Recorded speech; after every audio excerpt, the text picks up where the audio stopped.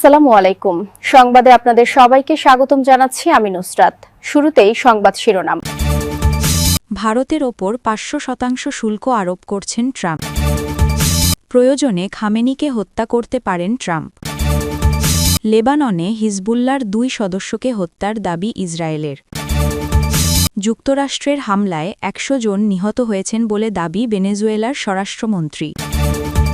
এতক্ষণ শুনছিলেন সংবাদ শিরোনাম।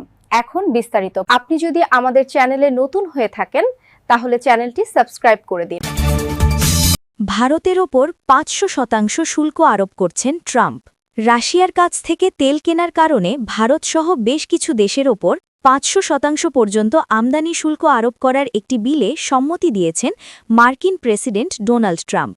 বিলটি পাশ হলে যুক্তরাষ্ট্র সেসব দেশের ওপর কঠোর অর্থনৈতিক ব্যবস্থা নিতে পারবে যারা রাশিয়ার কাছ থেকে তেল বা ইউরেনিয়াম কিনে ভ্লাদিমির পুতিনের যুদ্ধযন্ত্রকে শক্তিশালী করছে।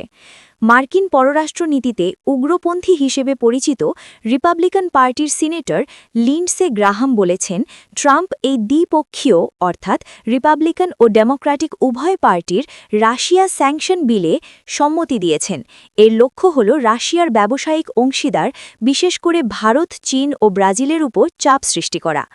রিপাবলিকান লিন্ডসে গ্রাহাম ও ডেমোক্র্যাট সিনেটর রিচার্ড ব্লুমেনথাল মূলত বিলটি তৈরি করেছেন। এতে রাশিয়ার তেল, গ্যাস, ইউরেনিয়াম ও অন্যান্য পণ্য কিনছে এমন দেশগুলির ওপর সর্বোচ্চ ৫০০% পর্যন্ত শুল্ক ও দ্বিতীয় পর্যায়ের নিষেধাজ্ঞা আরোপে ট্রাম্প প্রশাসনকে ক্ষমতা দেওয়া হয়েছে। এর উদ্দেশ্য হল রাশিয়ার সামরিক কর্মকাণ্ডের বড় অংশের অর্থের উৎস বন্ধ করে দেওয়া।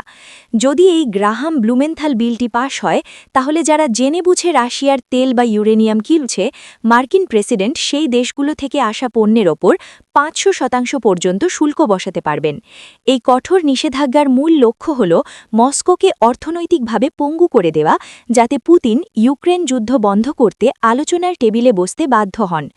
সিনেটর গ্রাহাম বলেছেন, আগামী সপ্তাহেই বিলটি নিয়ে ভোটাভুটি হতে পারে। তিনি মনে করেন, ইউক্রেন যখন শান্তির জন্য ছাড় দিচ্ছে তখন পুতিনকে দমাতে এই বিল সঠিক সময়েই আনা হয়েছে। বর্তমানে যুক্তরাষ্ট্রে রপ্তানি করা কিছু পণ্যে ভারত ৫০% শুল্ক দিচ্ছে। এর মধ্যে ২৫% আগে থেকেই রাশিয়ার তেল কেনার কারণে আরোপিত। নতুন এই বিল পাশ হলে এই শুল্কর পরিমাণ আকাশচুম্বী হতে পারে, যা দুই দেশের বাণিজ্যে বড় প্রভাব ফেলবে। প্রয়োজনে খামেনিকে হত্যা করতে পারেন ট্রাম্প।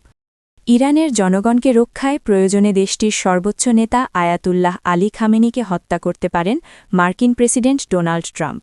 এমনটাই হুঁশিয়ারি দিয়েছেন সিনেটর লিন্ডসে গ্রাহাম। স্থানীয় সময় মঙ্গলবার ৬ জানুয়ারি ফক্স নিউজকে দেওয়া এক সাক্ষাৎকারে গ্রাহাম বলেন, আয়াতুল্লাহদের বলছি, আপনাদের বুঝতে হবে, আপনারা যদি ভালো জীবনের দাবিতে রাস্তায় নামা নিজ জনগণকে হত্যা করতে থাকেন তাহলে ডোনাল্ড জে ট্রাম্প আপনাদের হত্যা করবেন।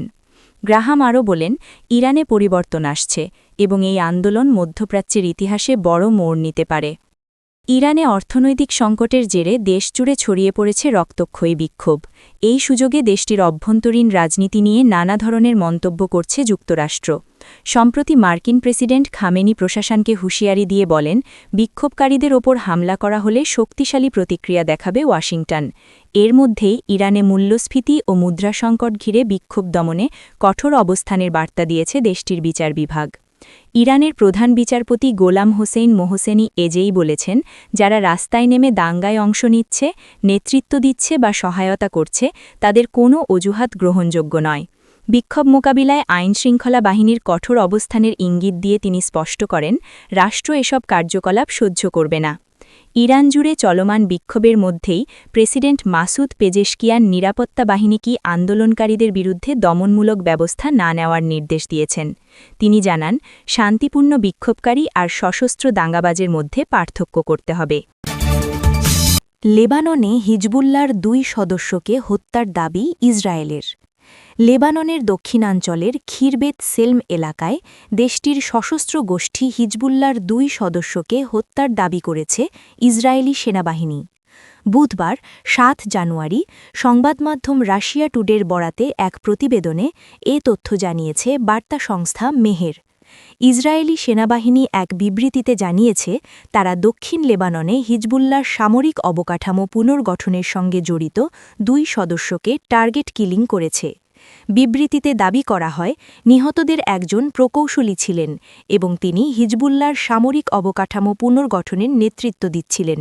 ইসরায়েলি সেনাবাহিনী আরও বলেছে মঙ্গলবার গভীর রাতে দক্ষিণ লেবাননের খিরবেত সেলম এলাকায় হামলা চালানো হয়।